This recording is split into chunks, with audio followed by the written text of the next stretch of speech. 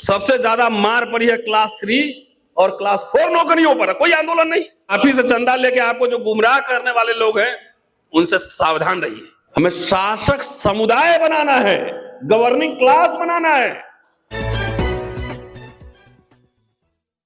अछूत कौन हुवर द शूद्रास, जो उन्होंने किताब समर्पित किया है वो 3 संतों को किया है, और 3 संतों का नाम है नंदनार, रविदास और चोखा मेला। लेकिन जिसको जो काम कर रहे हैं अपने हिसाब से उसकी तैयारी कर रहे हैं और आपको आपस में भिड़वा रहे हैं, और ये बात समझ में नहीं आ रही। तो जो ऋषि सभा में जो उनका भाषण था वो इंटरेस्टिंग, मतलब वाल्मीकि सभा में, और उसका एक पैराग्राफ मैं आपको सुनाना चाहता हूं। मैं सहभोजन और मंदिर प्रवेश के खिलाफ नहीं हूं, लेकिन आपको इस राह से राजनीतिक अधिकार नहीं मिलेंगे। आपको घर चलाने की आवश्यकता है, हमें रोटी, बदन पर कपड़ा, रहने के लिए अच्छे घर की जरूरत है। जिस तरह उच्च वर्ण के हिंदू लोग अपने बच्चों को शिक्षा देते हैं, उसी तरह अपने बच्चों को शिक्षा देने की बेहद जरूरत है। शिक्षा मतलब अंग्रेजी शिक्षा, अंग्रेजी। और उनकी तरह हमें भी सभी तरह के सरकारी नौकरियों के क्षेत्र में प्रवेश करने चाहिए। कहां करने चाहिए? सरकारी नौकरियों में। यहां आपको कई लोग बोला नौकरी छोड़ो, नौकरी वाले सारे चमचे हैं। अरे जरूरत पड़ेगी तो छोड़ा जाएगा, लेकिन लड़ाई तो इस मिडिल क्लास को बनाने की थी ना बाबा साहब के सामने। अगर हम यह करने में सफल रहे तभी हमारा कल्याण हुआ। शिक्षा और रोजगार, यह समझिएगा, ये 1932 का भाषण है। 10 साल बाद जब शेड्यूल कास्ट मैनिफेस्टो लिखते, schedule caste grievances of schedule caste लिखते हैं, तो उसमें कहते हैं कैटेगरिकली 4 तरह की शिकायतें हैं। कभी बाद में आएंगे, लंबा भाषण होगा तब बताएंगे कि शिक्षा और रोजगार हमारे लिए जीवन मरण का प्रश्न है।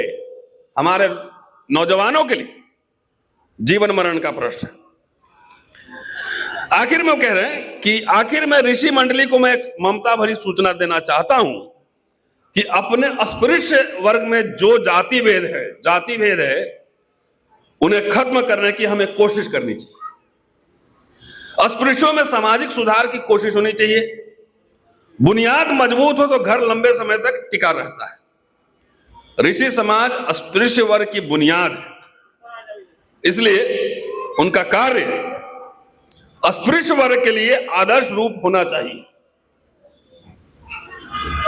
ऋषि समाज यदि यह घोषणा कर दे कि न हम किसी से छोटी जात के हैं और न हम किसी से ऊंची जात के हैं, तो अस्पृश्य वर्ग में बहुत जल्द सुधार होने लगेगा।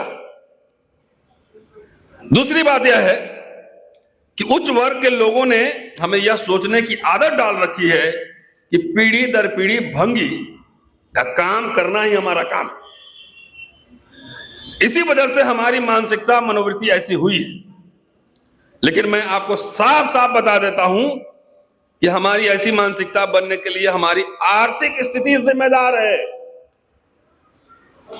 आर्थिक स्थिति जिम्मेदार है। भंगी का काम पीढ़ी दर पीढ़ी करने वालों को अब यह काम छोड़ देना चाहिए। आज मैं इस सभा में, इस मंच पे यही अपील दोहराता हूं। तो बार्गेनिंग टेबल पे कैसे आओगे? जब क्राइसिस क्रिएट करोगे तब ना। लेकिन मैं जानता हूं कि हमारे में से कुछ ठेकेदार है, मालिक से ज्यादा पैसा ले लेते हैं और 12,000 15,000 में ठेके पे नौकरी हो रही है। हमारे ही लोग बीच में ब्रोकर हैं। अब इसको तोड़ोगे नहीं तो कैसे होगा भैया? सबसे ज्यादा मार पड़ी है क्लास 3 और क्लास 4 नौकरियों पर। कोई आंदोलन नहीं, कोई डिमांड नहीं, कुछ नहीं, खाली सबको हुक्मरान बनना। कितना एमपी एमएलए बनेगा? हुक्मरान और शासक बनने का मतलब आपने समझा एमएलए एमपी बनना? नो, जाके 19 सितंबर 1944 का मद्रास का भाषण बाबा साहब का पढ़िए। हमें शासक समुदाय बनाना है, गवर्निंग क्लास बनाना है। गवर्निंग क्लास मतलब पीपल लाइक यू, जो डिसीजन को इन्फ्लुएंस कर सके, जो पॉलिसी मेकर को इन्फ्लुएंस कर सके। आपको राजीव गांधी नेशनल फेलोशिप मिलता है ना भाई, एमफिल पीएचडी वाले छात्रों को, कैसे मिला कुछ पता है? अरे किसी ने मोंटेक सिंह अहलुवालिया को, हमारे मित्र हैं चंद्रभान प्रसाद, पूछा उनसे कि दलितों के लिए क्या करना चाहिए। मैंने उनका इंटरव्यू किया है मोंटेक सिंह अहलुवालिया साहब का। उन्होंने कहा कि आप एक काम करिए ना, सबसे इंपॉर्टेंट अंबेडकर की नजर में स्कॉलरशिप था, फ्रीशिप स्कॉलरशिप।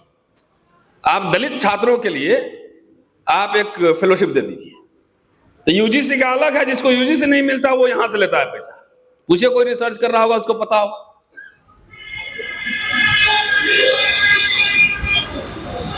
बाबू जगजीवन राम, वो पीरियड याद कीजिए, 20 लाख कर्मचारी ऐसे नहीं बन गया था, और आप ही के पैसे से इस संगठन, ये पॉलिटिकल पार्टी चल रहा है। और जिस दिन ये मिडिल क्लास खत्म हो गया ना, चंदा देने वाला क्लास, उस दिन उनका संगठन भी धंधा बंद हो जाएगा और पार्टी भी गायब हो जाएगा। पार्टी भी गायब हो जाएगा।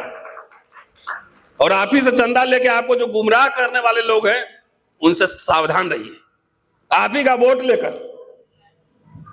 भाई कहां मनीषा वाल्मीकि का घटना कहां हुआ? ये हाथरस। हाथरस का सांसद तो वाल्मीकि थे।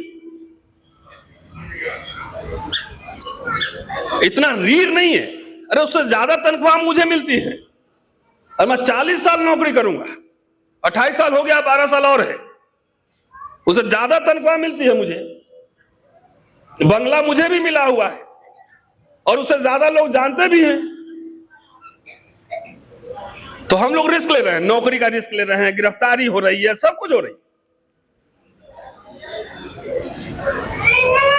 लेकिन मुझे शुक्रिया नहीं बोलेंगे। बोलेंगे तो जाके नेता जो है ना, आपको लगता है नेता बहुत बड़ा चीज होता है। अरे वो सब सैलरीड क्लास है। उसका मुंह खुलवाने के लिए ना आपको पीछे से उसका रीढ़ पकड़ना पड़ेगा, और वो काम हमने करना छोड़ दिया है।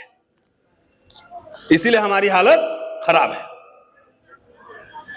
1942 में एक आंकड़ा देता हूं, खत्म करता हूं, और गौर साहब भी आ गए तो बोलेंगे मुझे भी कॉन्स्टिट्यूशन क्लब जाना है। अभी तो गौतम साहब है, अरे वाह बहुत हो गया। 1942 में 1076 आईसीएस में से सिर्फ एक शेड्यूल कास्ट का था जो नॉमिनेटेड था। एक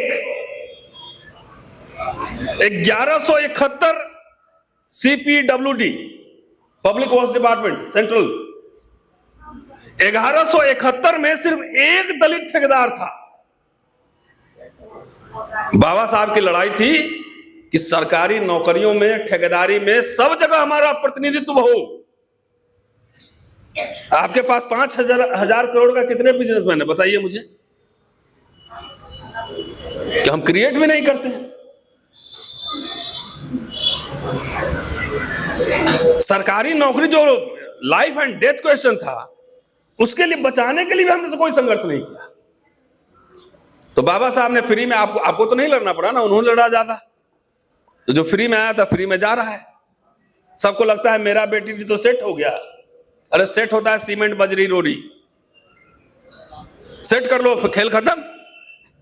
अरे जब शहर में बम गिरते हैं ना, तो ना वो मंदिर देखता है ना मस्जिद देखता है, दोनों को क्षति पहुंचाता है। तो जब सिस्टम कोलैप्स करेगा तो अडानी के यहां जाके सबको 10,000 15,000 में, एमबीए करके 20,000 में अभी भी नौकरी कर रहा है, जाके पता कर। एमबीए करके 20,000 की नौकरी कर रहा है, इंजीनियरिंग करके 20,000 की नौकरी कर रहा है। तो पब्लिक इंस्टीट्यूशन जब बचेंगे तभी आप बचेंगे। पब्लिक इंस्टीट्यूशन ध्वस्त, आप ध्वस्त। शुक्रिया, जय हिंद।